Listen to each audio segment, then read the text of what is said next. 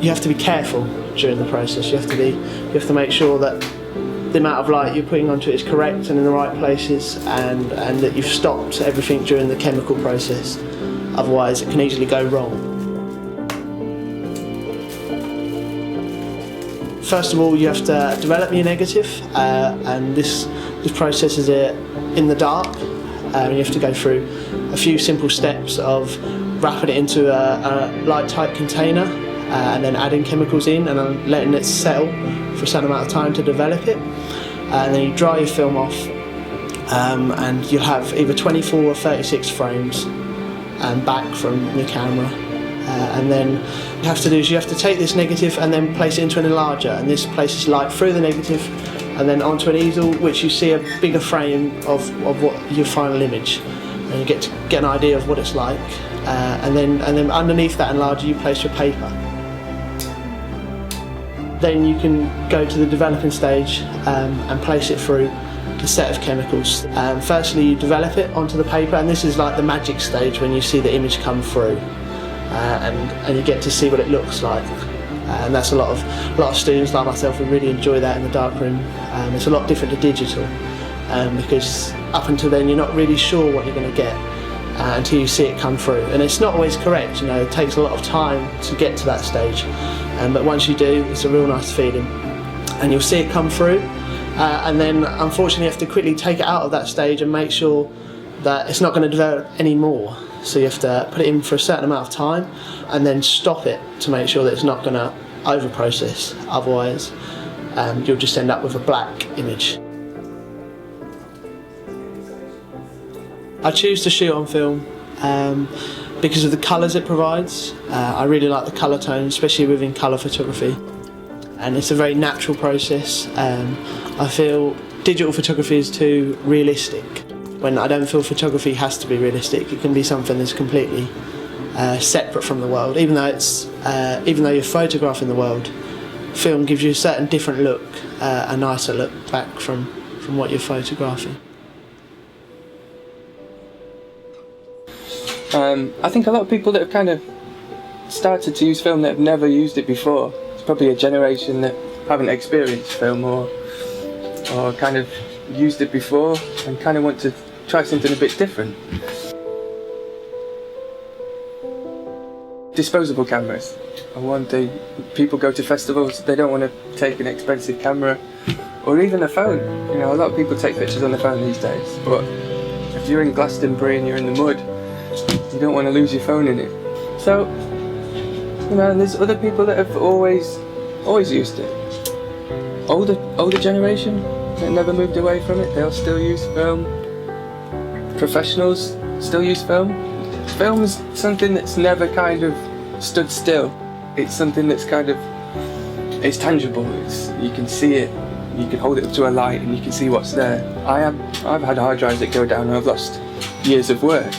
And then I found a folder from university that was full of negatives, and they're still there.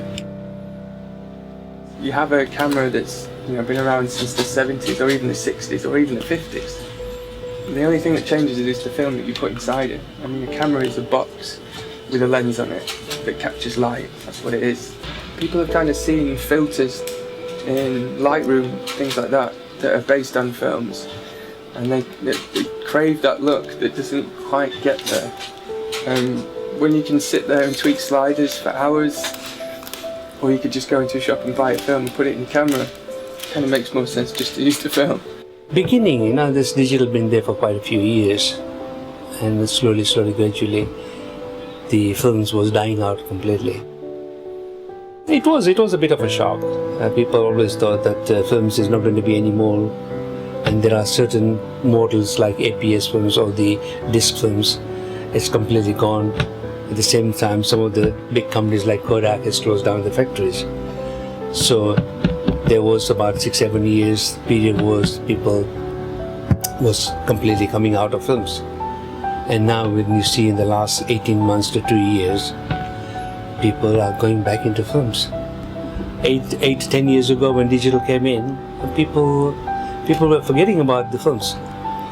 So let's see now that people are going back to films, see how it's going to last. put different flags and different... Film photography, I think, will jump up again. It will come back. I mean, it's already pretty much coming back.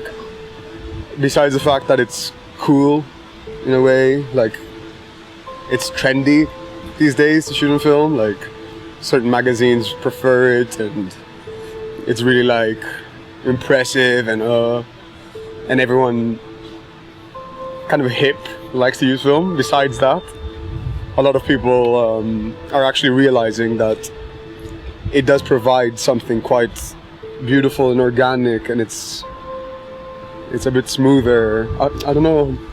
Yeah, I mean, I think it's coming back, to be honest, if it's not back already.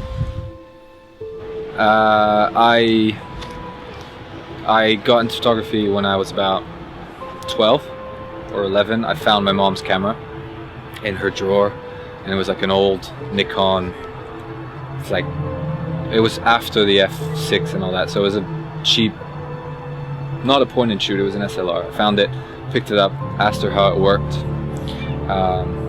and then she bought some film for me, and I started playing around with it. And then she saw that I enjoyed it, so she bought me a digital camera, and I spent maybe like 3 or 4 months using it, and had a few projects at school that I used it with, and then I didn't like it because I realized that I wasn't paying attention to my frames. I was just taking thousands and thousands of photographs and then going through them on the computer and just realizing I don't know which one to pick. So I gave it back to my mom, and I took her camera that was back in the drawer, and I started working with that.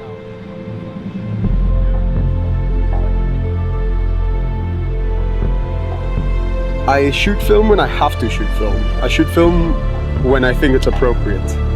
I'm a big fan of like everything in its right place. So I believe that I don't necessarily have to shoot film for everything, absolutely everything.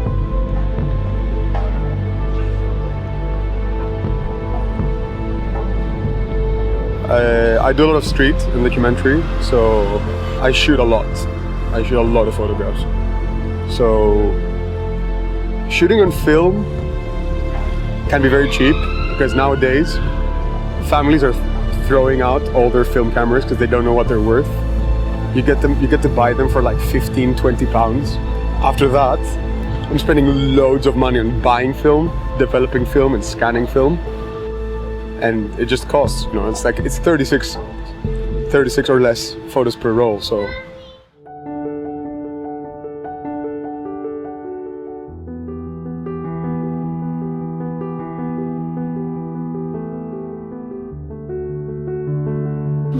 I had quite a few cameras in life.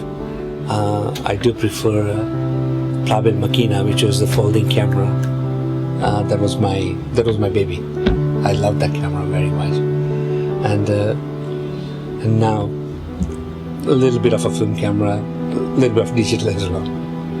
But I do prefer, if I had a chance, if I had a time, I would definitely use the film camera.